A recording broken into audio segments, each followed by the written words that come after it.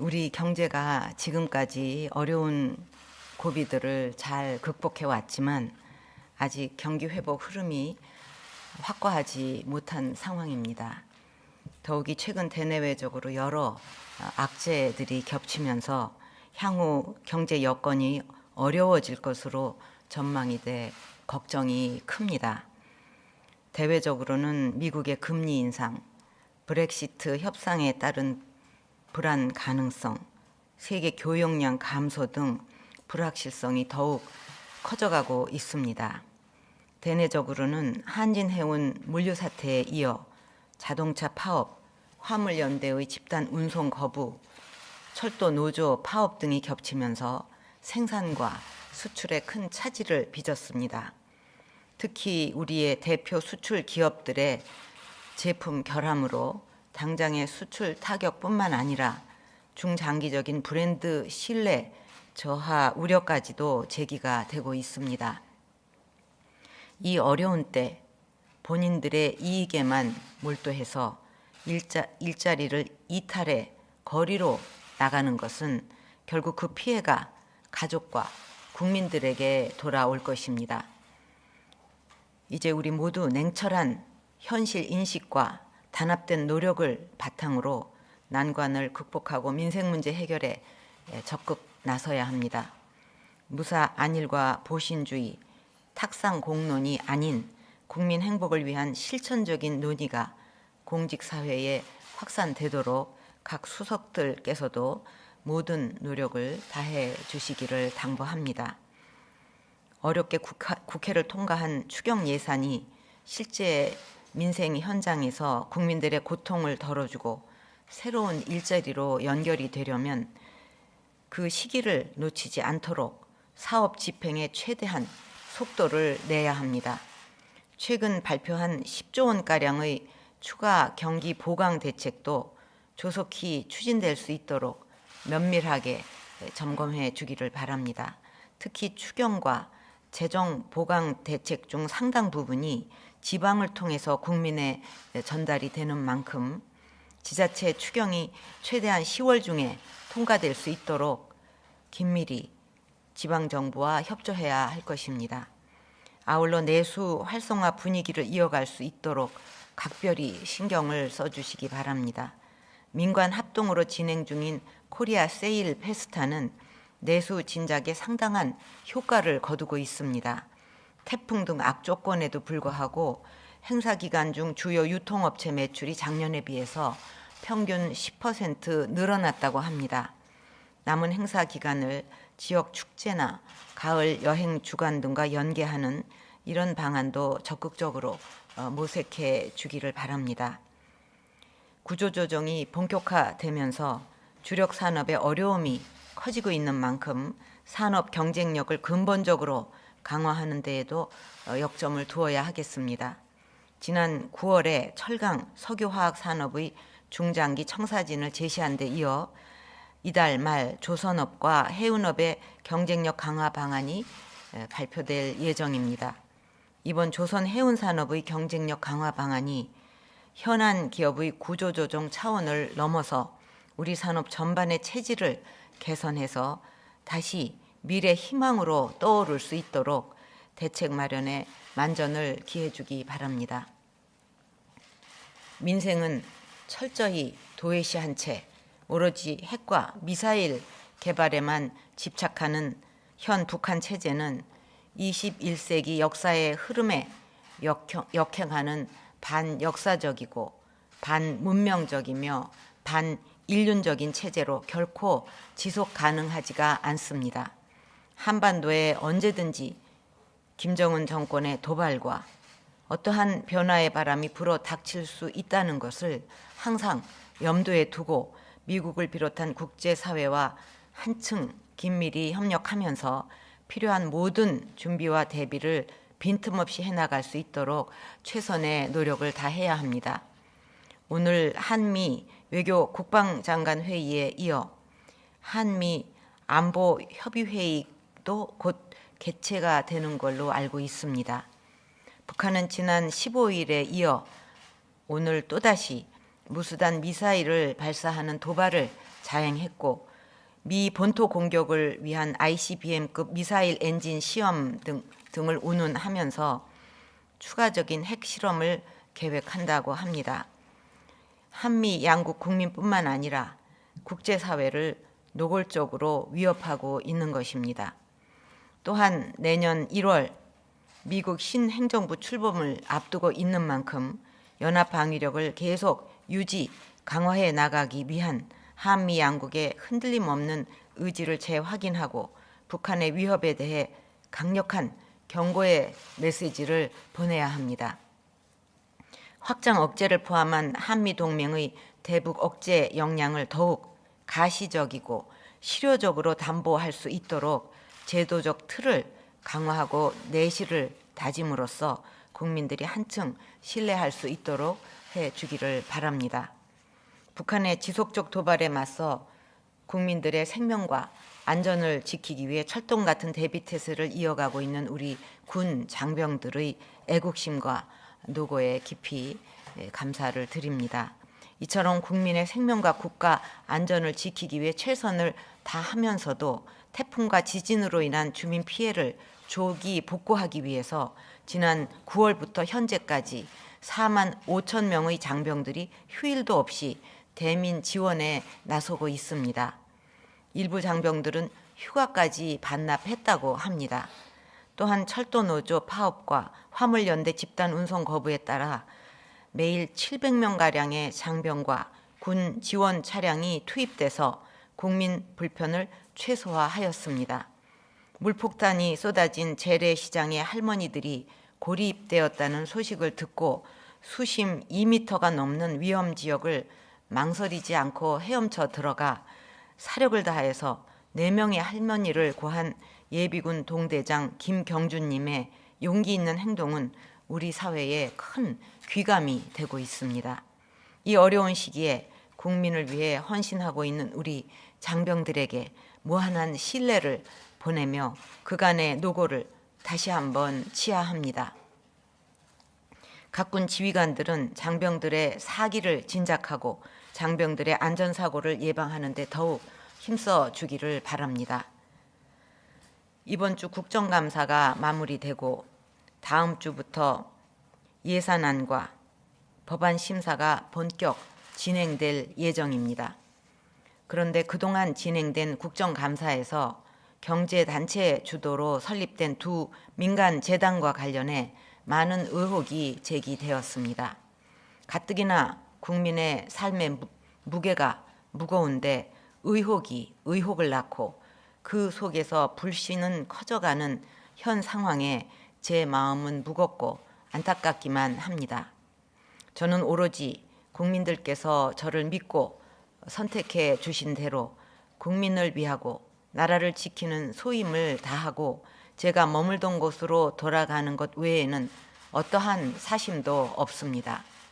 그러나 요즘 각종 의혹이 확산되고 논란이 계속되는 것은 지금 우리가 처한 위기를 극복하는 데 도움이 되지 않고 오히려 위기를 가중시킬 수 있습니다. 심지어 재단들이 저의 퇴임 후를 대비해서 만들어졌다는데 그럴 이유도 없고 사실도 아닙니다. 만약 어느 누구라도 재단과 관련해서 자금 유용 등 불법 행위를 저질렀다면 엄정히 처벌받을 것입니다. 앞으로 더 이상의 불필요한 논란이 중단되기를 바라는 마음에서 제가 말씀드려야 할 것 같습니다. 저는 창조 경제와 문화 융성을 대한민국이 선진국으로 도약하기 위한 핵심 두 축으로 설정해 지속적으로 추진해 왔고 그것은 전 세계에서도 많은 주목을 받았습니다. 과거 산업화 시대처럼 주도로 모든 것을 할 수는 없기 때문에 이제는 민간이 앞장서고 정부는 지원하는 방식으로 창조 경제와 문화 융성의 두 축을 이끌어 나가야 한다고 생각했습니다.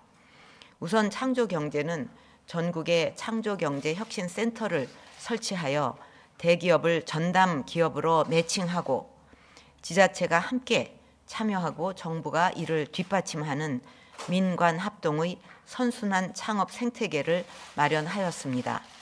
그 결과 역대 최대의 벤처 창업붐이 확산되면서 처음 창조경제혁신센터를 만들 때 글쎄요 라던 우려는 사라지고 이제는 G20 중 최고의 혁신 전략이 되었고 외신들도 찬사를 보내는 등 세계에서도 높은 평가를 받고 있습니다.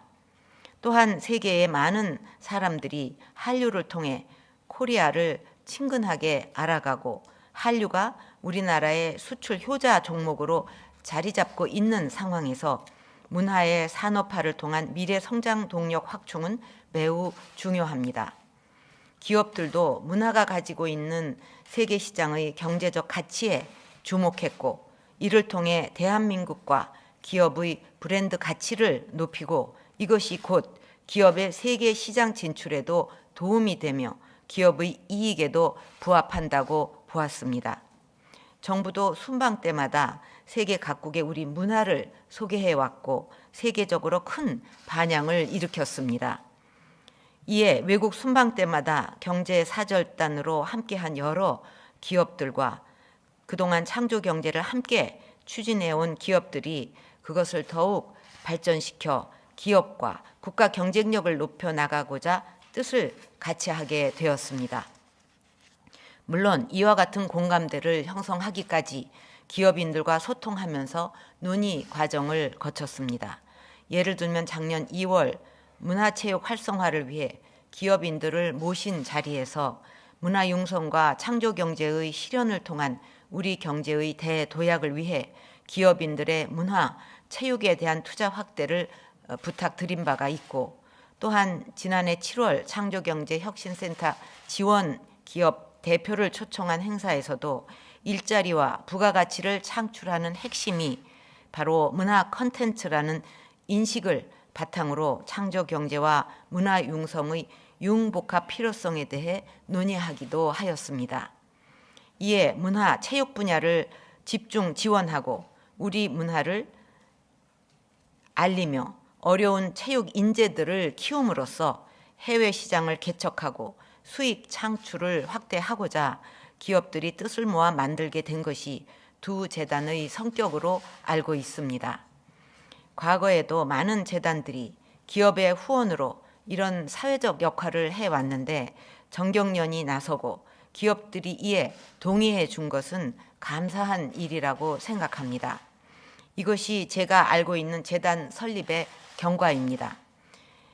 재계 주도로 설립된 재단들은 당초 취지에 맞게 해외 순방 과정에 참여하면서 본격적인 활동을 시작했고 소위 코리아 프리미엄을 전 세계에 퍼뜨리는 성과도 거두었습니다. 특히 한불수교 130주년을 기념해 정부와 민간이 함께 만든 파리 케이콘 행사는 티켓 오픈 1시간 만에 매진되는 엄청난 코리아 붐이 일어났고 세계 문화의 중심인 유럽의 K-푸드 등 한류 확산을 위한 교두보를 마련하는 데 큰 역할을 하였습니다. 또한 태권도의 유네스코 무형문화유산 등재를 지원하는 차원에서 전통 품새 태권도 공연을 통해 대한민국이 바로 태권도의 본산이라는 인식을 전 세계에 확산시키기 위한 노력도 진행해 온 것으로 알고 있습니다. 순방 시 상대국의 문화 공연이 아닌 우리의 문화 공연을 하게 된 것은 이전에는 없었던 것으로 외교, 경제적 측면에서의 국익에도 상당한 시너지 효과를 발휘할 수 있다는 판단에 따른 것입니다. 코리아 에이드는 K-팝 등의 문화, 수준 높은 보건 의료, 쌀 가공식품 및 한식이 삼위일체로 복합된 새로운 형태의 한국형 개발협력 모델입니다.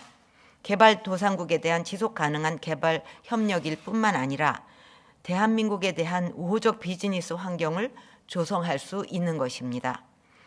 코리아 에이드 사업은 현지 언론에서도 매우 탁월한 발상의 사업이라고 높게 평가하고 있습니다. 또한 K-타워 프로젝트는 정부와 공공기관 그리고 기업의 협력을 통해 이란 내에 한류 문화 확산과 기업의 비즈니스 활성화를 위한 거점 공간을 구축했다는 점에서 의미가 큰 사업입니다. 뿐만 아니라 재단들은 자체적으로도 큰 사업 성과가 있는 것으로 알고 있습니다. 예를 들면 세계 최정상의 프랑스 명문 요리 학교인 에꼴 빼랑디는 외국 음식으로는 처음으로 한식 과정을 정규 과정에 도입하고 한국의 에꼴 빼랑디 요리 학교를 설립하기로 하여서 한식의 세계화와 위상 제고에 큰 도움이 되고 있습니다. 이처럼 의미 있는 사업에 대해 의혹이 확산되고 도를 지나치게 인신 공격성 논란이 계속 이어진다면 문화 융성을 위한 기업들의 순수한 참여 의지에 찬물을 끼얹어 기업들도 더 이상 투자를 하지 않을 것이고 한류 문화 확산과 기업의 해외 진출에도 부정적인 영향을 미치게 될 것입니다.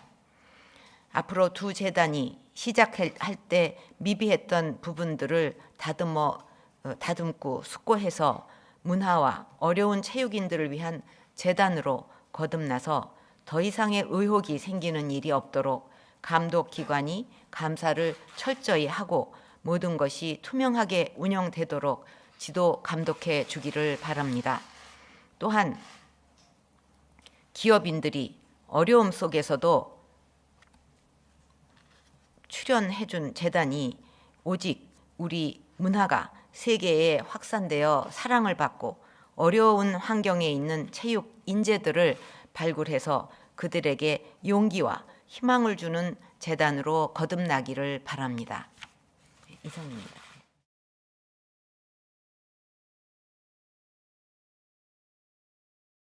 우리 경제가 지금까지 어려운 고비들을 잘 극복해 왔지만 아직 경기 회복 흐름이 확고하지 못한 상황입니다. 더욱이 최근 대내외적으로 여러 악재들이 겹치면서 향후 경제 여건이 어려워질 것으로 전망이 돼 걱정이 큽니다. 대외적으로는 미국의 금리 인상, 브렉시트 협상에 따른 불안 가능성, 세계 교역량 감소 등 불확실성이 더욱 커져가고 있습니다. 대내적으로는 한진해운 물류 사태에 이어 자동차 파업, 화물연대의 집단 운송 거부, 철도 노조 파업 등이 겹치면서 생산과 수출에 큰 차질을 빚었습니다. 특히 우리에 있도록 각별히 신경을 써주시기 바랍니다. 민관 합동으로 진행 중인 코리아 세일 페스타는 내수 진작에 상당한 효과를 거두고 있습니다.